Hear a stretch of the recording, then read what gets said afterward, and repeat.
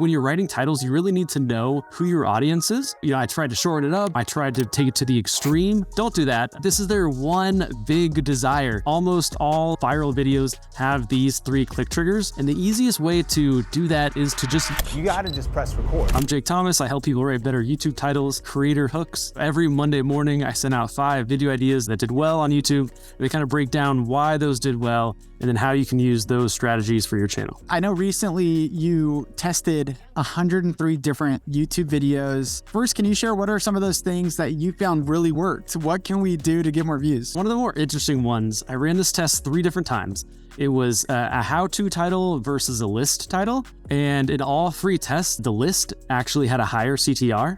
I think it probably depends on where your traffic is coming from. If your traffic is coming from browse or suggested, people are going to be attracted by that number. If it's like a how-to video, maybe people think they're boring. I was kind of surprised that list videos beat how-to videos every single time. That is super interesting. What were some of the other takeaways that you found when testing that seemed to help the videos perform better? So one of the strategies that worked really well was writing titles for a broader audience. So here's one of the tests that we ran. This is for a basketball channel. Title A was What Happened to Shabazz Muhammad.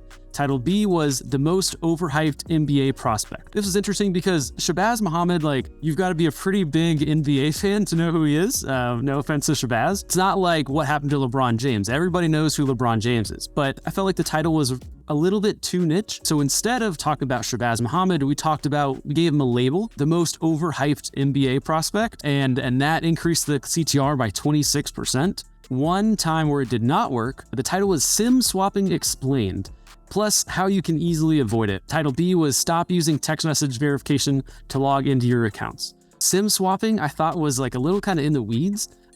Text message verification I thought it was a little bit more broader, but this title was ranking in search for sim swapping. That was a term I had never heard of. So, maybe I'm just not a technical guy. When we're talking about the Shabazz Muhammad, that people weren't actually searching Shabazz Muhammad. But there was the opposite for this sim swapping video where people were searching for that keyword.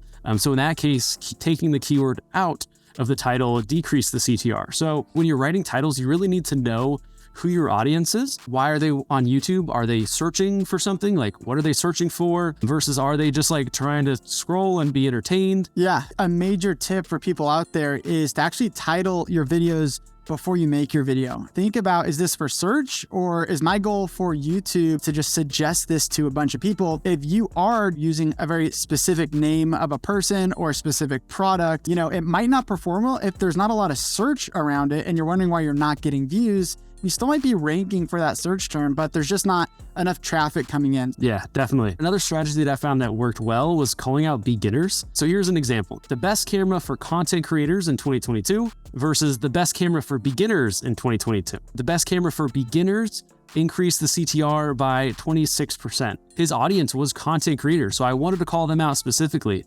But for some reason, they resonated more with beginners. Calling out beginners is a great strategy because they're kind of the biggest subset of any audience, right? Everybody starts out as a beginner, only a few become intermediate, and then only a few become kind of expert. It's a big, broad subset of the audience. They're hungry.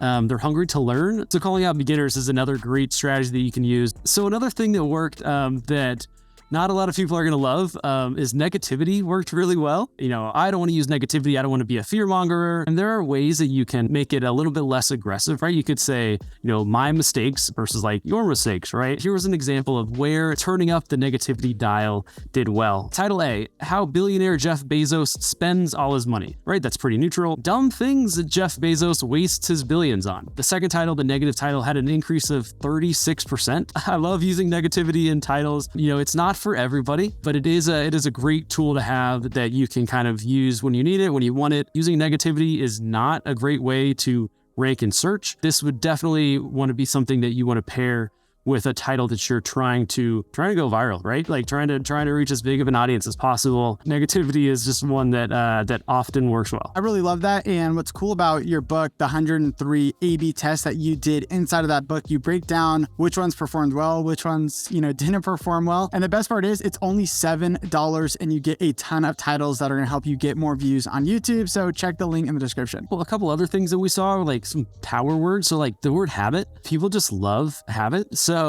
here's one example. This is killing your golf swing.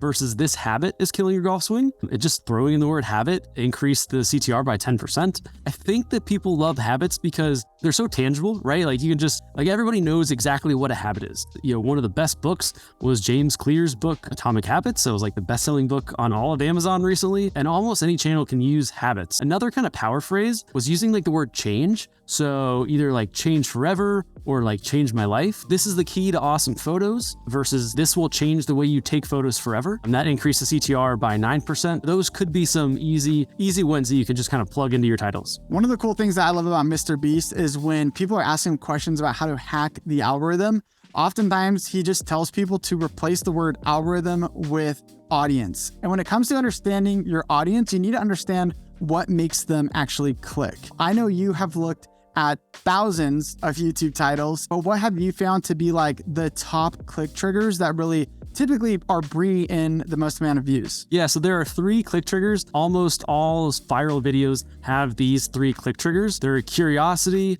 fear, and desire. I mean, it's usually curiosity plus fear or curiosity plus desire. Curiosity, it's kind of like a mosquito bite for your brain. Like if you get bit by a mosquito, you don't want to scratch that itch, right? You feel like you need to scratch that itch. So when you build curiosity in your audience's mind, they feel like they have to watch your video.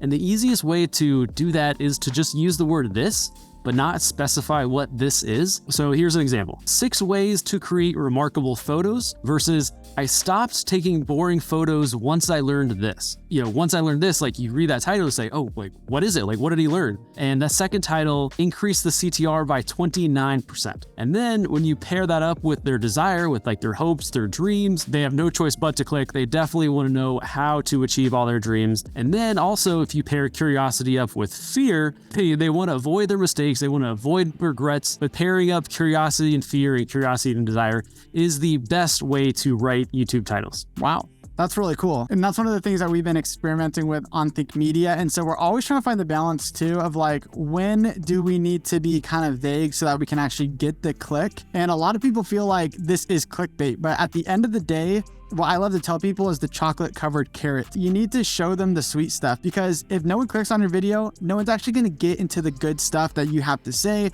or that you want to show them. Use that chocolate for your video. Yes, definitely. Yeah. So this was a mistake that I made. Title A was the beach so good that I quit my job to travel the world. Title B was the most beautiful beach in the world. The audience is for a travel channel. They want to quit their job. They want to travel the world, right? This is their one big desire. And I took that out of the title. You know, I tried to shorten it up. I tried to take it to the extreme. The main thing that people watch this channel for, I took that out of the title. Don't do that. Know why your audience watches your videos and use those desires, use those hopes and dreams to get more people to click.